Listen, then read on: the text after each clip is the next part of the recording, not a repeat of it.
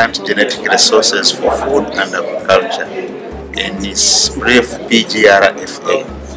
Plant genetic resources for food and agriculture is mainly engaged in conservation of plant genetic resources, which is the basis or which is the base for all our plant genetics, including the land races.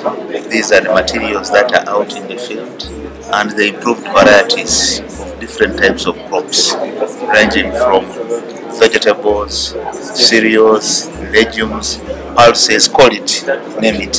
So this is the basis for which human race depends for their livelihood. So this policy is really about ensuring that this country has organized strategies, programs and structures for ensuring the conservation, sustainable use and the fair and equitable sharing benefits arising from the utilization of our resources. Now, the important aspect of passing this policy is that it becomes a legal basis on which anybody dealing with the genetic resources, both from within or outside the country, should be paying back to those communities that maintain these genetic resources.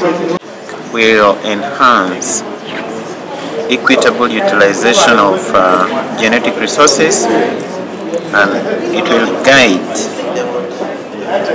its use among different stakeholders.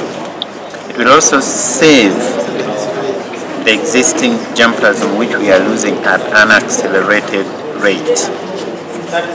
Another advantage is that we have genetic resources which are not yet exploited, and we are using it in an ad hoc way, and some of them are already getting out of the country without benefit to the communities and the country at large. I give an example. One wild rice type was collected from Uganda in 1976, taken to the International Gene Bank in Philippines, and used for breeding to develop resistance to bacterial leaf blight. It's used internationally, is known as from Uganda, but very little accrues to the country in that. So we really need this policy. It must be owned. There must be an ownership process.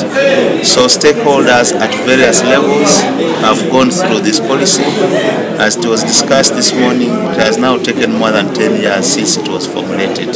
That's quite a long time, but that's expected in policy formulation process.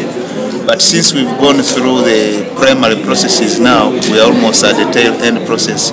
My belief is that once it is passed and then it is presented to Cabinet and Cabinet endorses it, it then becomes actualized. So, to the best of my knowledge, maybe in the next 1.5 years, it should be under actual implementation.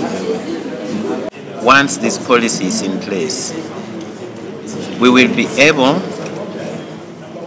to regenerate germplasm collected because funds will be available. We are going to have personnel trained that can help in archiving the germplasm, and alternative uses of this germplasm will be coded for the benefit of the nation and for the world at large. Therefore, it's another source of economic value to the country once it is in place.